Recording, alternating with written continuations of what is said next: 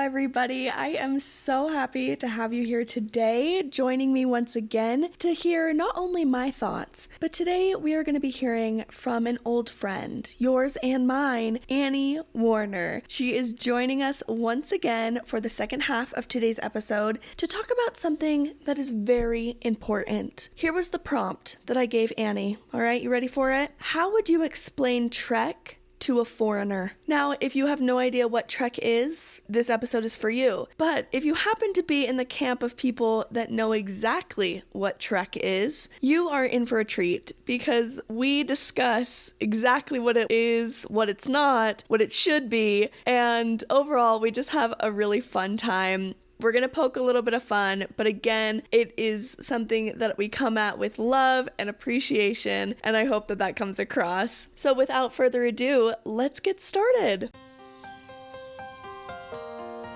Are we kidding?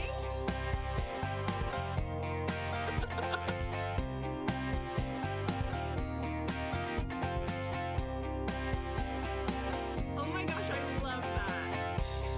If you are frequent listeners of the pod, you know what time it is. If this is your first time here, welcome. I watch everything under the sun, and I'm here to talk about it today. And first up on our list is the ending of Bridgerton Season 3. We know my thoughts on Bridgerton the first half of Season 3. They were not good. They were not positive. They were very skeptical of what this second half was going to be. And let me tell you, the disappointment, it hit. I hated it. I hated it. I am not going to go into nearly as much depth as I did with the first half, because the first half I was at least in it. I stayed up from 1 a.m. till 5 a.m. I watched every episode. I recorded my reactions. They're posted on the gram if you care to look. But this time around, it was not that way. My heart just really wasn't in it. I did record my reactions, but there was far less of them than in round one. And I just gotta say, the propaganda and publicity stunt surrounding this entire franchise and show is top tier. They've got everyone convinced that it is so good. Not because it is, but because all of their media surrounding it says that it is. You get what I'm saying? It's not actually good, but they have spent millions on millions on millions of dollars to convince you that it is. They split it up with a 1 month gap in between just to make sure that the conversation was constantly revolving around this show. So that way they could plug every single day how incredible and romantic Bridgerton is. But in reality, it was so lame. I hated it. The chemistry was not there. The plot was boring. Everything about it sucked. I didn't like it at all. Obviously, I could go way more analytical into it, but at the end of the day, I did not enjoy myself.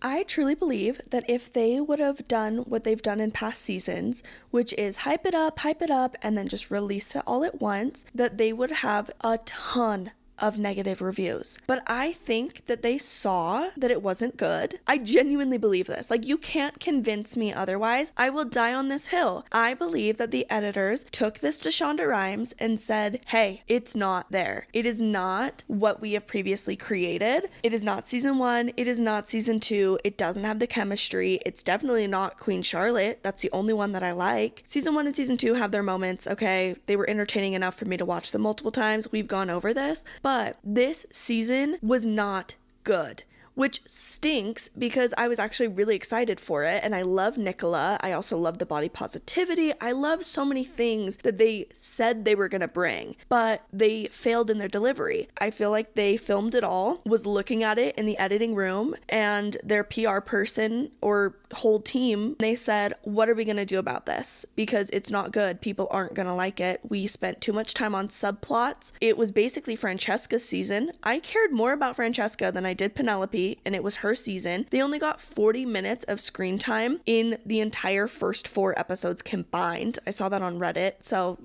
maybe that's not true, but I don't know. Reddit's pretty reliable.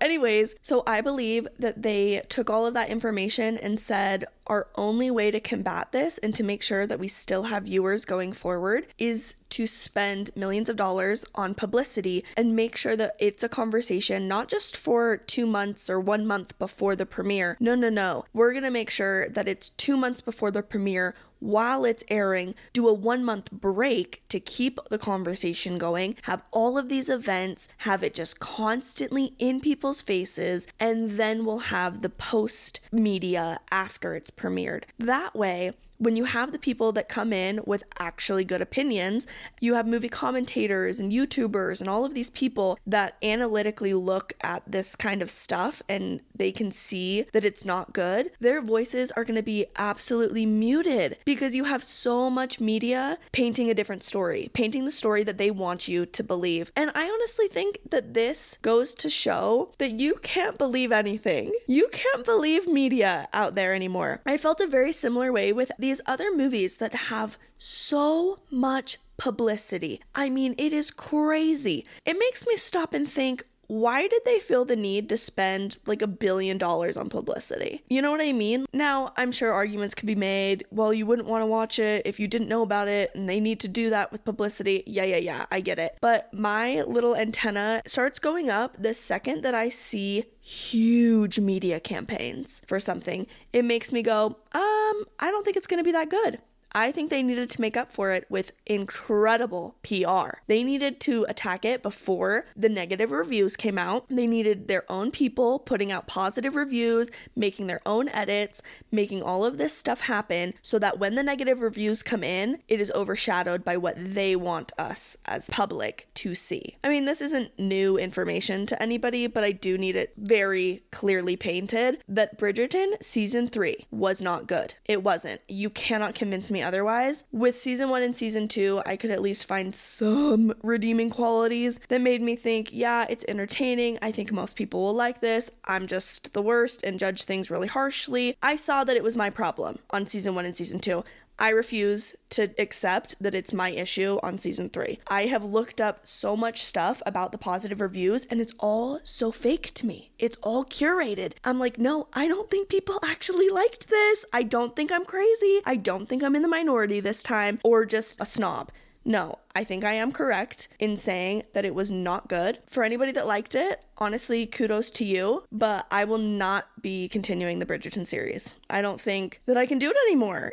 It wasn't enough to keep me in. When the next season drops 10 years from now with a 3-month episode break, you will not catch me hopping on that train. I refuse. Absolutely not. Let it pass me by. I don't care anymore. Because Shonda, you had me, but you lost me. I will stand by Queen Charlotte and Queen Charlotte alone. I will not be reading the books again. I read one, and that was one too many. It was not good. It's not good writing. I don't like it. I'm very sorry that this sounds so negative, but it just makes me upset that everyone's just shoving this down my throat, and especially down the throats of people who are not familiar with TV and with good books and with anything like that. And they're like, you have to like this. It's incredible. Stop feeding them unflavored garbage. There are full meals out there, ladies. There are good shows, and you can have the period dramas, you can have the regular dramas. They exist. So we need to stop giving attention to the things that don't deserve our time. All right. This, in my professional opinion, even though I'm not a professional in this space, but I will pretend to be for the rest of my life, I do not think it is worth your time. If you have not hopped on the Bridgerton train yet, honestly, not worth it. There's cooler trains going to cooler places, and I will tell you all about them on my website, on the Instagram. They're on these episodes. I am here for you, so that we can all together take that blindfold off and see the world clearly and not just be blinded by the good PR. Whew.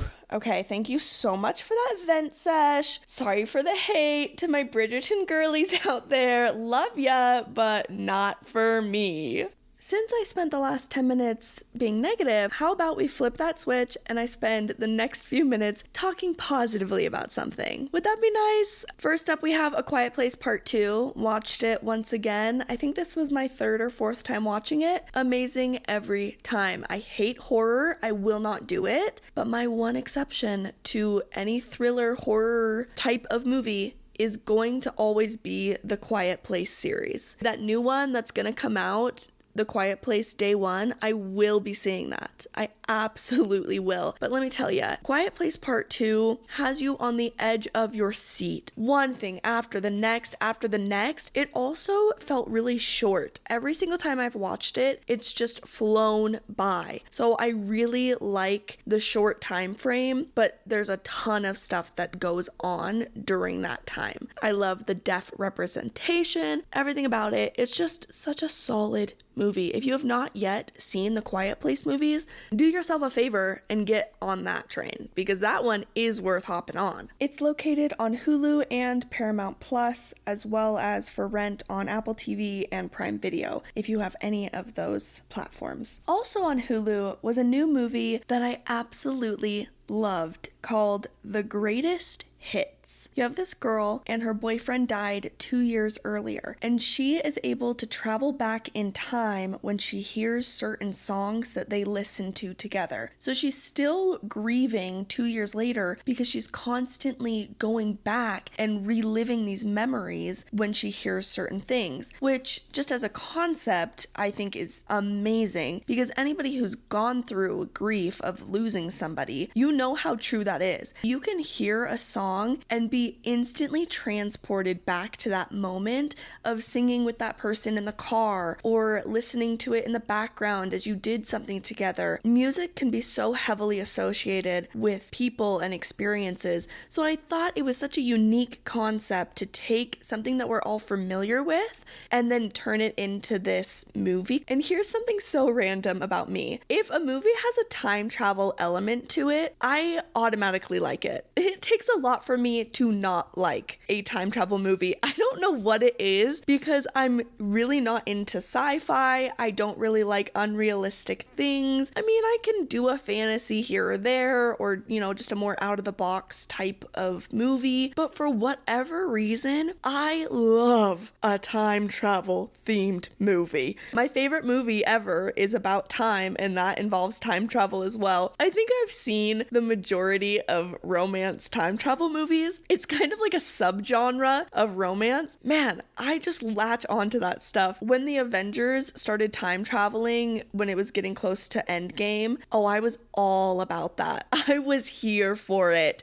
I love something about the time-space continuum, you know? I don't know basic math, but I'm like, yeah, absolutely time travel exists, and that's probably real. I don't actually think that, but I can be and will be convinced when watching a film. Outlander got that time travel element. When you look at the things that I love, they're gonna have two commonalities. It's gonna be either a time travel type movie or a coming of age story. Those are my absolute guilty pleasures. I love them. I love those elements. I don't know, there always just seems to be this reflection on life when you have a time travel movie. I really like the Groundhog Day concept. You know, like Palm Springs, if you've ever seen that rom-com. So enjoyable. I loved it. I just really like the idea that you should be living your life now as if you are trying to relive it as a better version of yourself. Maybe that's a little too deep, but if you have time travel movie suggestions, always be sending those my way, because I will watch them. I will critique them. I'm already going in with a good attitude if I know that that is going to be involved in the plot in some capacity. But anyways, you have this movie, The Greatest Hits, and she meets this new guy in her grief group, and you guys, the chemistry that was there between her and this new guy, oh, it was so believable. They were just so cute together. I also felt like it was a very realistic interpretation and depiction of grief, how that feels. I thought it was great. Now, the ending wasn't wrapped up in a beautiful bow like I like it to be, but it was still so good. It's gonna be one of the more serious ones. I definitely wouldn't watch this if you're in the mood for something lighthearted and fun and like a rom-com. Not the vibe. This is the type of movie that you watch when your period has started, you are in the feels, you kind of just want to cry, but you also want to feel something romantic. Yeah, this is the film. The Greatest Hits on Hulu. And just as a last comment, the music in this movie was so good. I thought it was very well directed when it came to the sound. So whoever did the sounding for that film, kudos to you, hats off, applause coming your way. Let's stick with Hulu for just one more thing, because I've been watching The Bear, which is a show about a restaurant. I have some serious questions for whoever is labeling this as a comedy. I'm so sorry, but have you never laughed in your life? What kind of comedy is this? This is not a comedy. This is so far from a comedy, it's not even funny. And that is how you do comedy. Sorry, that was so stupid. But no, for real though, like, let's get serious, because that's what the show is. Yes, there is some funny dialogue, but just because my drama has some funny dialogue, don't make it a comedy. I am stressed out of my freaking mind watching The Bear. It is good. Objectively speaking, it is very well made. It's very uniquely made as well. I can tell that they're really trying to do something new, and it's interesting when it comes to the camera, the shots that they shoot, the way that they shoot it. I know this is making no sense if you haven't seen it, but just as an example, you'll be watching them cook, and then it'll do a close-up on them chopping, and then it'll show pictures of different types of food, or it'll show pictures of that city, and then it'll do black and white photos if they're looking at a person. I feel like there's a greater thing going on where they're trying to show me who these people are and have me experience the food. I'm not quite artistic enough to get fully where they're trying to go, but I am at least smart enough to look at it and say, oh, they're trying to be unique and take me to a new place artistically. I hope that makes sense. For people who have seen the show, I think you know what I mean. I feel like I'm in the kitchen with them and I hate it. Oh my Lanta. I don't ever want to be back where the cooks are. Oh my gosh, it brings me back to Prison Break. We all know that was my personal breaking point. I don't know, The Bear might be a close second, which is so stupid because subject matter wise, it's not that serious. Like, it's a restaurant. But no, tell me why I am scared out of my mind when they're trying to make these sandwiches. There is this particular episode in season 2, don't worry, I'm not spoiling anything. They are doing online orders. They accidentally put pre-order on so people can order before they open. You know, you understand what pre-order is, you're not stupid. But they were supposed to turn that off and they didn't. So minutes before opening, the receipt printer is just going, and it's just 300 orders that you have to complete in the next 10 minutes that they're not ready to execute. I was like, I'm not built to watch this. I was a nervous wreck. Okay, I was not okay watching that. I was hyperventilating, and then someone's like quitting in that moment. I'm like, you can't quit. They need you. I understand that this is a toxic workplace, but are you seeing those receipts? Oh my gosh. What's his face? Carmy, the main guy, he's like screaming out orders. I need 74 chickens and 33 beef. And I'm like, no one can do that. There's 4 people that work here. But there is something compelling about it. I haven't decided if it's good for my mental health yet to continue watching and watch season 3. But I feel like at this point, I've been with them for 2 seasons now. I spent a good 3 days with them watching all of those episodes. I might as well watch season 3 because it's about to come out, and I mean, I've gone this long and it's still good. I'm not saying it's not good. I'm saying I have a problem when the stress hits a certain level. I'm unwell. When people are yelling at each other, I shut down. I can't do yelling. I am totally fine with confrontation, with someone telling me, hey, you need to do something. I'm also okay to speak my own mind and go tell someone what's going on. I don't do the whole passive aggressive crap. That's so stupid in my opinion. But what I will not tolerate is yelling. It's just so unproductive, and no one is actually being heard. That is not communication. Yelling is not communicating. This entire show is just nothing but people screaming at each other. There's a lot of swearing, so be warned if you're gonna go into it. If you're coming at me aggressive, no, I'm gonna walk away. I'm not talking with you. But watching a show where everyone is talking to each other at just a level 10, it's a little much for me. I don't consider myself as someone with anxiety. I don't really struggle with that. So tell me why anxiety is brought on when I'm watching this show. With all of this being said, I would like a drum roll, please, because we do have a new spot at the table, and it is for whoever is labeling The Bear as a comedy. Whoever is giving them awards saying they are the best comedy TV show. Who hurt you? This is not funny. This is so dramatic. I am not okay watching The Bear. I am stressed.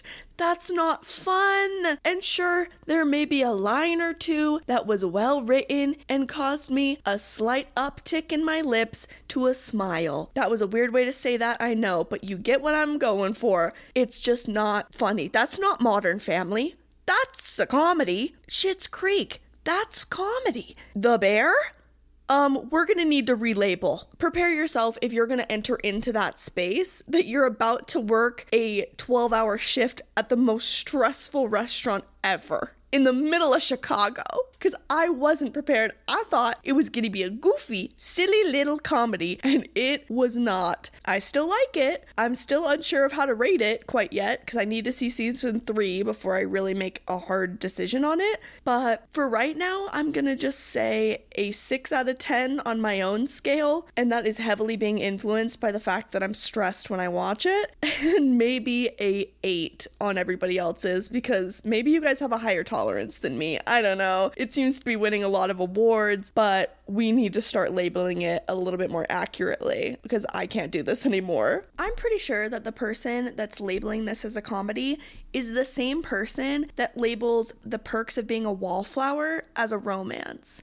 Get out of here with your lies. No, if you have never seen Perks of a Wallflower, just real quick, you are not in for a romance.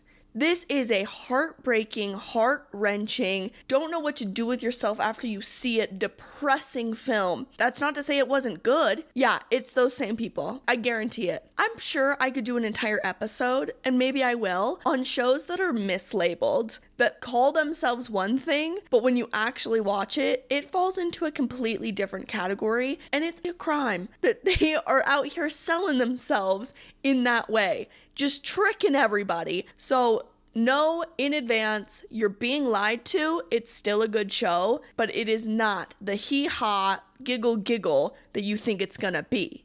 To round us out with our shows and movies, we're gonna end with Netflix's new movie, Hitman, with the man of the hour, Mr. Glenn Powell, who seems to be the it boy of the moment. He's in a lot of things. Ever since his Top Gun Maverick moment, I feel like he's just been on the uptick. Good for him. I like him. I have no issues with him. I do find him pretty attractive. Is he absolutely gorgeous?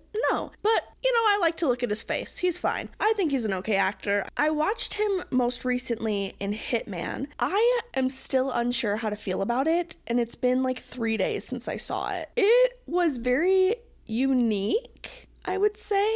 I was here for the beginning. The first 20-30 minutes, I was like, okay, this is kind of fun. This is an interesting concept. You have this guy who's this philosophy, ethics professor. He's just a nerd, a nobody. But on the side, he works for the police department as a pretend hitman to get confessions out of people so they can be locked up for attempted murder. Because obviously they're trying to hire a hitman. So they're catching them before they do it. Well, the story just kind of hits a lull in the middle for about 15 or 20 minutes where I genuinely didn't know where we were going. And then we took a sharp left turn. And I couldn't believe what road we were going down. I was like, oh, this is extremely surprising. It just escalated from there. The car started accelerating. In the end, when the car finally stopped, I was just confused at the destination.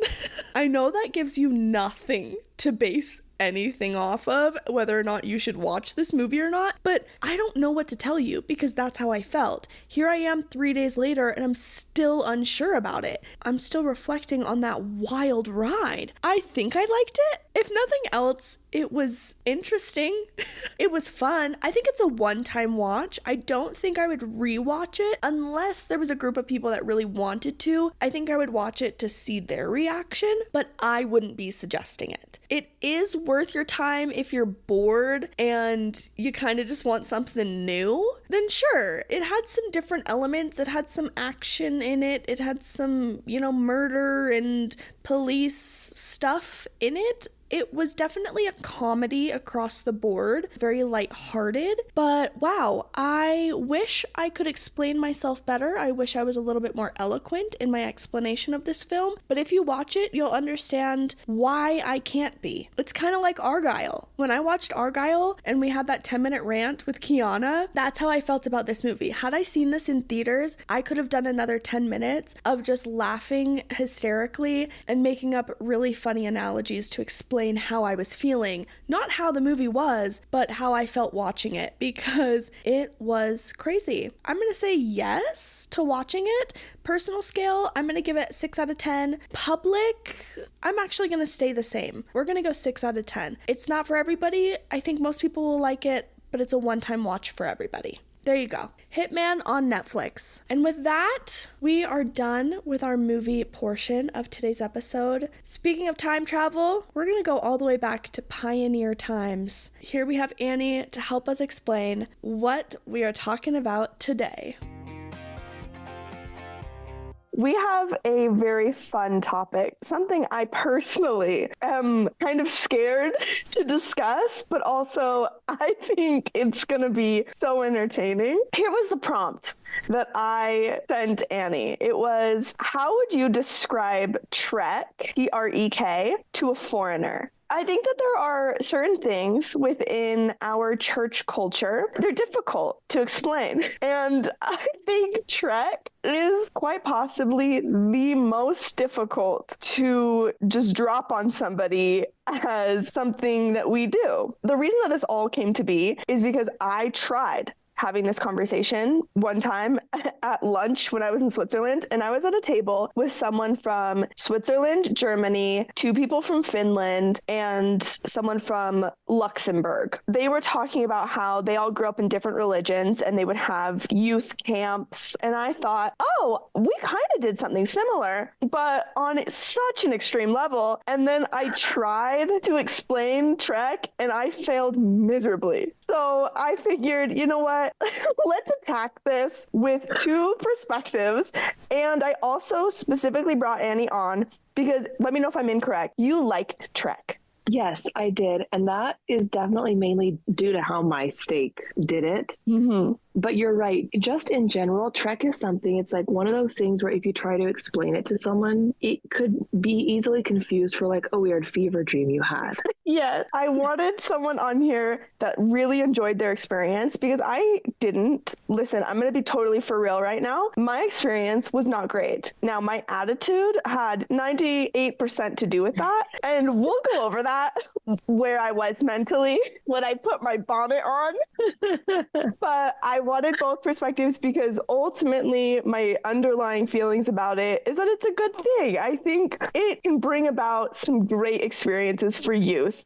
Did I have a good time? No, I didn't. But I think having both perspectives on this experience is going to be a good time for everybody. So Annie, why don't you start us out? What is Trek? Basically, you're just cosplaying the pioneers that came across the country. We got the period clothes, we got the wagons and the hand carts, we got the sleeping in the middle of nowhere, we got the miles on miles on miles of walking. I think stake to stake, so that's basically just, like the congregation based on where you are. It varies how hardcore they are. And I think one of the reasons I liked mine is because my stake loves food. We're not having an activity without good food. So night 1, we had pulled up, set up our tents. We were already busting out the grilled chicken, the grilled steak, the potatoes. It was a feast because we're like, it's not an event if we're not being fed.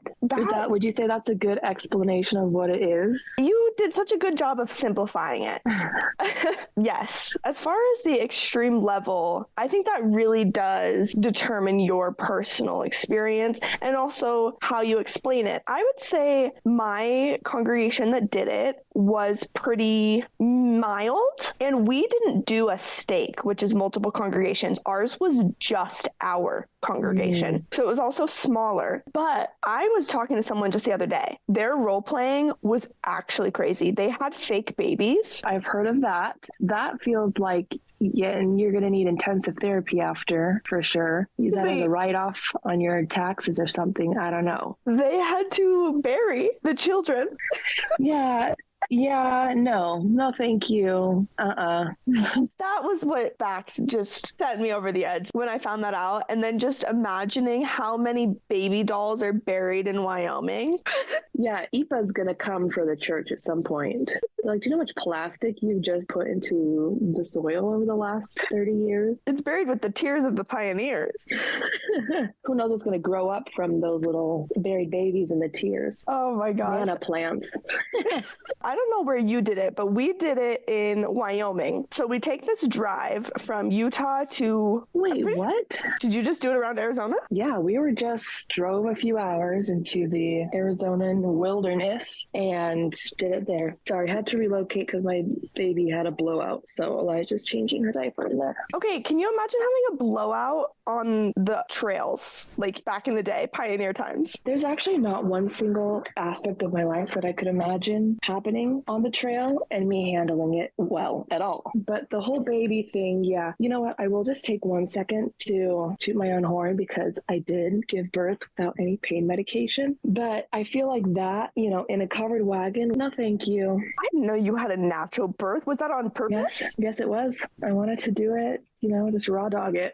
So was it an amazing experience? It was magical. Honestly, I love childbirth. I sound crazy saying that, but also it was pretty fast. I did have to be induced, unfortunately, and the Pitocin makes your contractions worse. They started me at Pitocin at 4, they broke my water at 8, and I had her at 11:30. So it was like we were pretty in and out of there, But yeah, the recovery in a covered wagon, trekking across the plains, I don't think. The no shoes, I'll be so for real right now. It dips under 60 here. I'm not leaving my house. So when you say they're leaving bloody footprints on the snow because they had no shoes when they're walking across the plains, and I'm not even exaggerating when I tell you this, I think I would have just let myself die. I don't think that that's really something I'm interested in doing, is crossing the plains. So I think it's the same type of question of like, could you survive in a zombie apocalypse? And so many people are like, why would I want to? Yeah, no, thank you. Yeah, when it goes to walking across the plains, no, thank you. I wouldn't want to. Here's how it all plays out. You get your packing list of what you need to bring. It's usually like 4 days? Yeah, that sounds about right. Maybe 3 days. I feel like maybe 3 days and 2 nights is kind of what we did. Something like that. Everyone's volunteer. I always have to remind people of that. People took off work unpaid for a lot of them or used vacation days to do this. The adults that participate really should be recognized for the sacrifice that they make. You get your packing list. As Annie said, you're cosplaying. You need your bloomers, your Nike sneaks with your bonnet and your pioneer dresses and apron. I mean, the boys, they had to wear like the suspenders and a button-down shirt and trousers. Now that I'm thinking about it, how is it that we all had pioneer clothes? Yeah, that's an anomaly. I mean, I definitely borrowed mine from someone, but the fact that there's like 200 pioneer dresses floating around in the 85201 zip code area in Mesa, Arizona is curious, and all different sizes. But you know what? I have to say this. I love an outfit. I'm honestly surprised I'm not more into cosplaying because I remember at that point my best friend was living with us because her family had moved to Texas and she wanted to finish high school here. So she lived with us, and I remember we were trying them on like a week in advance. We're trying to find like which one is going to be the cutest, because here's the thing. When you have the multiple congregations coming together, you got the cute boys in the neighboring congregations that are going to be there. And so, you got to pick a good pioneer dress. And the bloomers felt very extra. I don't think we were like even required to have them, but I wanted to get my hands on some bloomers because why was that like the funniest thing to me? And I'm pretty sure I had spandex on underneath them and then underwear. And nowadays, I feel like I'm lucky if I ever wear underwear. If I'm at the house, I'm wearing one layer of pants. So you're telling me at age 15, I was wearing like 4 layers to walk 10 miles in a day? In Arizona. Yeah, in Arizona. Mm-hmm. Oh my gosh. The amount of layers that I did wear in my youth is crazy to me, I will say. The shade shirt, yeah, it had its claws in all of us. Yeah, I had one of those under every shirt. I had probably 10 different colors of shade shirts, so I was very proud of that. Oh, absolutely. I will say in some regards, it was helpful because I didn't know a day where I didn't wear an undershirt. So when I switched to my religious clothing after I turned 19, it was not an adjustment for me at all. In fact, it was actually less heat on my body. It was thinner layers. Yeah, it's not breathable. That wasn't their main goal when they were making them. But I will also say, because I have curly hair naturally, the scariest part of the trek for me was having to just have my natural hair in the wild where all your cute boys were going to be. So on top of the bloomers and all of the bonnets and the things, I made sure that I straightened my hair before I trekked into the wilderness because I wasn't going to be waking up with bedhead. You know, I had to look cute in case one of these boys decided to fall in love with me when I'm standing next to a cactus at 5 a.m. Oh, yes. Well, because you're split into families, or at least we were. Is that across the board? Everyone's split into families? Yeah, I think that's universal. You have a ma, you have a pa that you're assigned, and then you have siblings. You were just really, really hoping that the hot boys were going to be your brother up in your group. I actually did. I had 2 cute boys in my family, and I felt like I had won the lottery, truly. There was a lot of brother, sister in Christ crushes going on Trek. Yeah, a little bit creepy, but you know, you do what you can to get through the days. Yes. Well, and I mean, I'm sure that happened on real Trek too. We were just living out the full experience. Exactly. It's like one really, really, really long date. Okay, so you get your packing list and then you drive to wherever you're going to trek miles on miles. For us, we went to Wyoming because that was legitimately one of the trails that the pioneers trekked across. That's cool. My 16-year-old self didn't think so, but now I'm like, yeah, that I wish I would have had a little bit more respect for that. They have a visitor center there. They have all the wagons, the hand carts that you pull. Here's where we're getting to why I did not enjoy myself, okay? We need to put things into context. I am not a camper. I'm not a wilderness girly. I am not much of an exerciser, never have been. Walking for miles didn't really, appeal to me. We had the teenage angst going on. Why in the world would I put on a bonnet and cosplay? It's a trifecta right there. Camping, walking, being a teenager. That is what the trek is. Yes, it's crazy to me that they do it because you're having 14 to 18-year-olds dress up and do this too. Oh my gosh. But not only did I have the trifecta happening for me, but I had knee surgery weeks prior. So I'm thinking, of course, I'm not going to have to go because hello, I literally can't walk. That'd be an automatic, I'm opting out of this for me. I think for most people, but not in my house, not in the Kelly home. Was it Mama and Papa Kelly? They said, get your bonnet on and get the heck out there, young lady. They said, this is an opportunity for others. There were injured people on the real trek. Why would you take away this experience from others? Sounds like they wanted you out of the house. Sounds like they needed a weekend away from you. No, they came on the trek. Oh, sounds like they are obsessed with you. I wanted the weekend away. I wanted everybody to leave for me to stay at home recovering from knee surgery by myself. That sounded amazing. I was 16, 17 years old at this time because they do trek every 4 years because it's a big event and it costs a lot of money. So it's not an every year thing, but they usually hit all the youth by doing it at least once every 4 years. So anyways, I was so deeply upset that I did not get my free pass out of doing this. Understandable. And I was like, I don't want to be anybody's like spiritual experience. I don't want someone to have to cart me around and just be like, oh man, I really understood what it was like to be the pioneers because I had to like carry Nikki across the plains. Like, no, how embarrassing. As a teenager, who's going to be hauling me around? I'm telling you right now, it wasn't the cute boys. It was not. That was not who was assigned to my rickshaw. I get there, the worst attitude imaginable. I mean, for real. I am so upset. I do not want to be there. And I see my rickshaw, because I'm not going to be carted in a regular hand cart. I'm so dead at the rickshaw. That's sending me. It has the two wheels on the side and it had like a padded seat. I remember looking at that and being like, well, why can't I just go in one of the hand carts? And they were like, well, like with the weight distribution and blah, blah, blah, blah, blah. It's a danger. It's a hazard. So you got to go in this rickshaw. I took one look at that and I decided, if I'm going to be miserable, I'm going to make everyone around me miserable.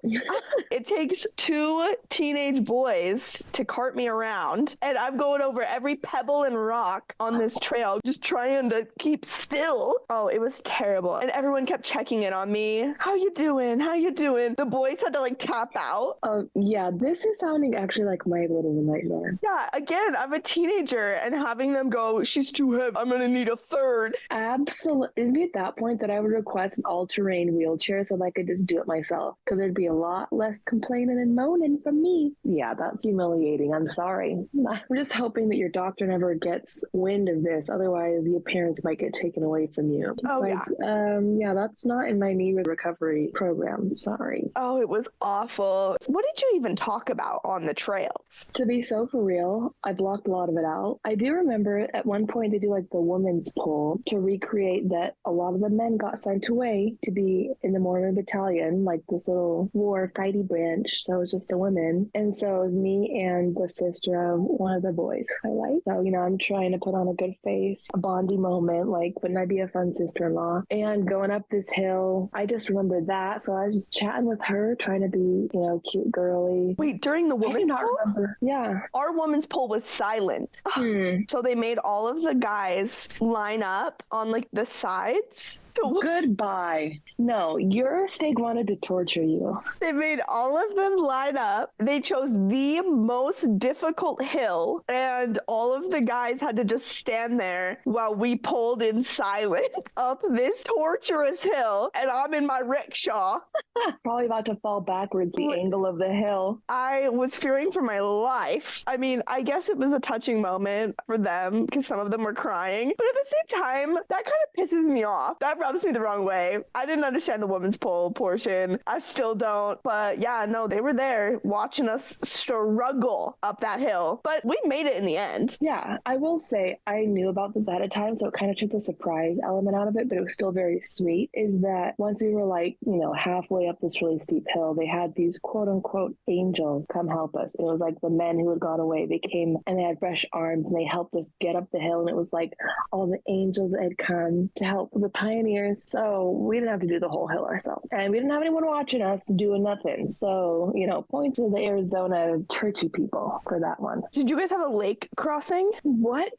You didn't have a lake crossing? No, honestly, I think my stake was trying to make it as chill as possible. You know, yeah, pretty chill as possible. It's like get from one cookout spot to the next cookout spot. You crossed a lake? Yes. They had to put a line of rope and then you had the guys get in the lake first. Or I guess not a lake. It was a river. Sorry. We had to cross a river and Still it was horrible. Yeah. I had to get wet one by one and I had to be carried across if I remember correctly because I had my knee brace on. It was a whole thing, but we really lived out what those pioneers went through. And I will say could never have been me. Absolutely not. No, thank you. Mm-mm. All of that being said, the most unrealistic part was that they asked me and my childhood best friend who was living with me to play the violin at their evening and morning devotional. And let me tell you one thing. I had about the equivalent of a third grader's education on the violin. I know for a fact that if this were real life and they had someone screeching out, you know, like My Country 'Tis of Thee on a violin, it would have pushed a lot of people over the edge. There's no way that they're going through all of that, crossing rivers, going up hills, to sit down at the end of the evening to listen to me play the violin. They were trying to like give me a service opportunity, but I'm like, just so you know, this isn't real. Because if Mary Lou had to listen to me play the violin, she wouldn't be getting out of her bedroll in the morning. It'd be the last straw for a lot of people. out of everyone in that whole stake, you're telling me you were the only one who could play? No, I think it was a cute gimmick though, because me and Miley like were playing together, but she was also a lot better than me. So it's like I could put the bloomers on, I could straighten my hair, I could have my cute matchy dress and bonnet. But at the end of the day, I don't think one single man in the stake looked at me with attraction or longing in their eye after I was up there with my little violin.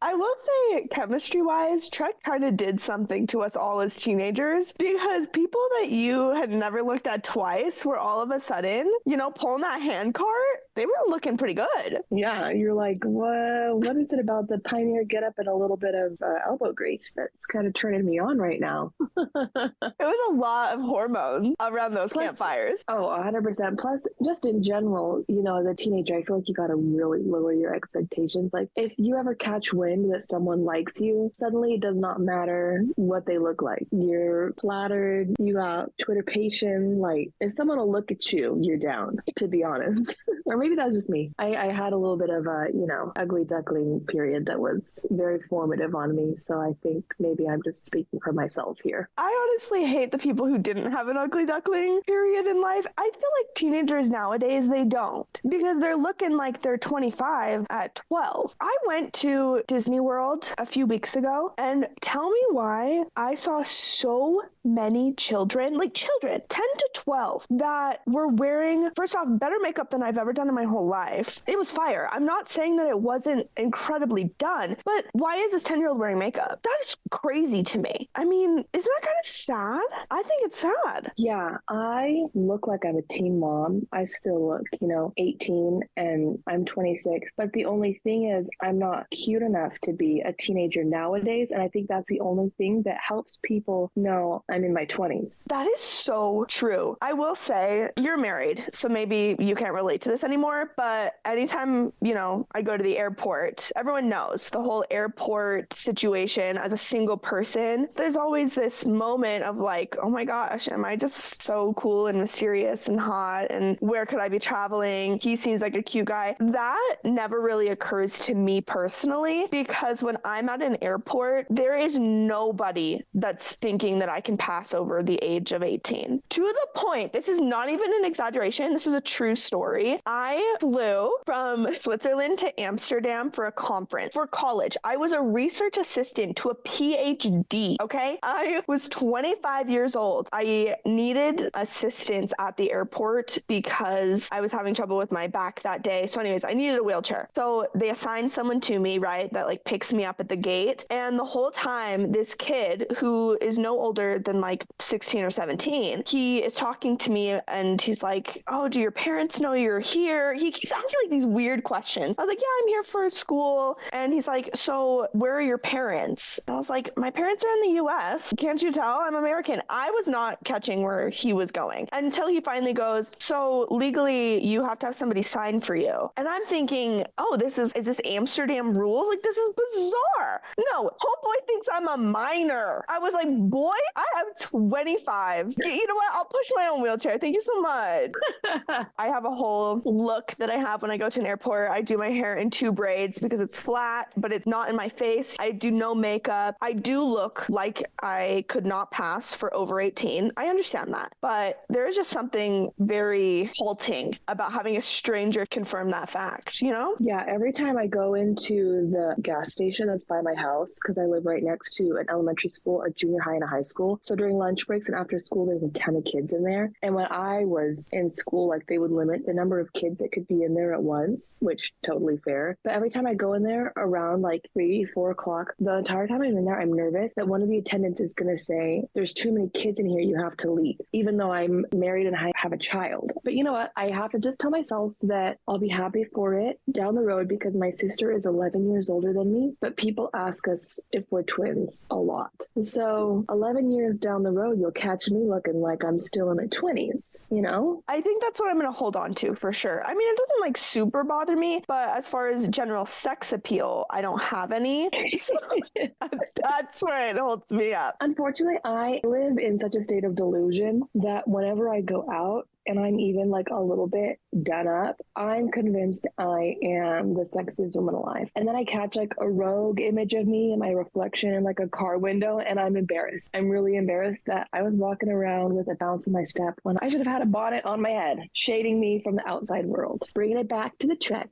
Boom. Oh, that was a really great segue. Okay, back to Trek. I will say mad respect to the pioneers who trekked across. Yeah, thank you. Thank you for doing that for us. I get that Trek is a way to, honor our ancestors and commemorate them in that way for the sacrifices they made. Part of me questions if maybe there was another way that we could do that, but I think overall Trek is an unforgettable experience for whoever participates in it. Yes, and I think it's dying down. I think they're realizing just how insane it is. I think they're pumping the brakes on it a little bit. So I'm glad that we got to experience it. Well, I'm glad I got to experience it. Sounds like you're still trying to work through a lot of that. I am. Me and my therapist, we're going to get there. But I can't imagine like our generation when we are the age that we would then be the adults for Trek, which is our 30s. I can't imagine any of us being down to do that. I mean, I can't say no to anything, so I would definitely be there, but I wouldn't love it.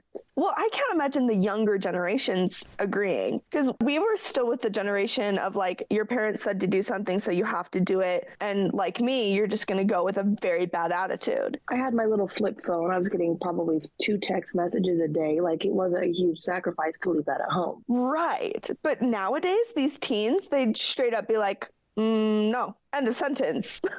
And there is no parent in the world that could convince them to put on those bloomers. They won't. Yeah, we're built different with the bloomers. We respected authority and let it be the end all be all. And part of me like really hats off to the teenagers, because the confidence that they have to just tell a full grown adult no. Oh yeah, you will never catch me doing that.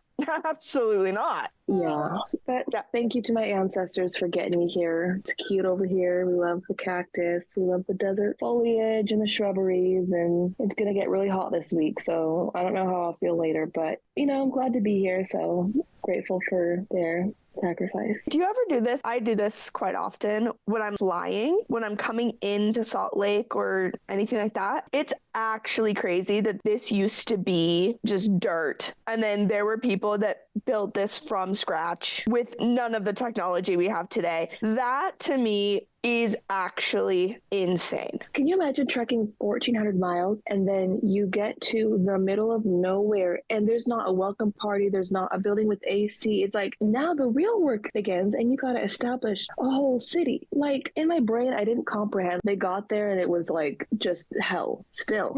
Yeah. Yes. It's hot and you got to build a city and you have as much stuff as you did before, which is to say nothing. Well, a lot of them lost a ton of their stuff with storms and with crossing of lakes. So many people died. They crossed in the winter. Their poor feet, their fingers, frostbite. Like, oh my gosh. Yeah, you have to build a town and you only have 6 fingers. Best of luck to ya. They don't get the respect or admiration that they deserve. I know for sure I don't give it to them enough, and heaven knows that we should a little bit more often. Yeah, antithesis of the pioneer spirit. They took all the grit and determination from my family line and left me with nothing. If I don't have to, I'm not. Yes, if there's a chance to throw in the towel, I'm going to give it my best toss. Thank you. Wash my hands of that. Goodbye. I mean, it's kind of sad, but I don't have some personal grit or something of like, no, I have to complete this for my own, I don't know, personal satisfaction, I guess. If I don't want to do something, I'm not going to do it. Amen to that. So honestly, shout out to Trek for that, because I will be thinking about my ancestors a little bit more today. Appreciate them. Have you ever seen the show 1883? No. I highly recommend it. It's the prequel to Yellowstone, but it's nothing like Yellowstone. So you don't need any context to watch 1883. It's its own series. It's 8 episodes, and it's a trek from Texas to, oh gosh, I forget what I think they're trying to get to Oregon or something. I don't remember, but it's a long ways. It's got Tim McGraw and Faith Hill. They're husband and wife, and they have a daughter, and she's the main character and the narrator. It's phenomenal, and I am not a pioneer girly. I don't like old westerns. I'm not into any of that, but I ate up 1883. It was on Amazon Prime. I can't tell you the respect that I had for the pioneers after that. All the crap that happens to them and the stuff that they lost, everyone should go watch it. Next time I'm up with the baby at 4 a.m. sitting in my rocker chair, I won't even have the nerve, the gall to complain. Well, thank you so much for having this conversation with me. I have a few more minutes. Is there anything else that you want to discuss? Anything church related, non-church related? Any thoughts on your mind? Yeah, Muppet Treasure Island is severely underrated. What is this? The Muppet version of Treasure Island? Oh, is that the cartoon animated thing? Treasure Island. It's like a classic book written way back in like the 1800s, I think. Okay. It's one of my family's favorites. It's a classic. We grew up on it. Take a gander at this. Hans Zimmer did the soundtrack for it. Who's Hans Zimmer? I'm sorry, you do like TV shows, movie segments on your podcast? And you don't know our king, Hans Zimmer? He works with Christopher Nolan a lot. He did Interstellar and the Batman trilogy. I'm with you now. I do listen to those soundtracks. Okay, yes, I'm with you. I just needed a minute. So he did the soundtrack for this movie. It's hilarious, educational. We'll be showing it to Ren a lot. That and Muppets Go to Space. They're just two underrated films. I think we need to give more deference to the Muppets in our own daily lives. What can I watch these on? Disney Plus. Watch Muppet Treasure Island, please, and get back to me because you'll be cracking up. I don't know. Honestly, it's like so weird and niche. It's like when people feel very strongly either way about Fantastic Mr. Fox, like it's also, I feel like it's an acquired taste. But for me, it's peak comedy. So please give it a watch and let me know. I'm very curious to see what you think about it. Any last words from Annie herself? A lot of pressure. No, I'm going to throw the towel in on that one. Go with God, you know. All right. Thank you so much for coming back on. Of course. Remember, I was here at the beginning. Oh, no, honestly, it is all thanks to you, really. To you and to everyone. So this is my podcast now. Yes, I'll give you royalties once I monetize. Oh, amazing. Yeah, as long as I can buy myself a burger, I'm not going to complain. When I get to that point, I will be Venmoing on over a couple dollars. Thank you. I appreciate that. All right, my friend, I have to go get ready for work. Thank you so much. You too. Bye. Bye.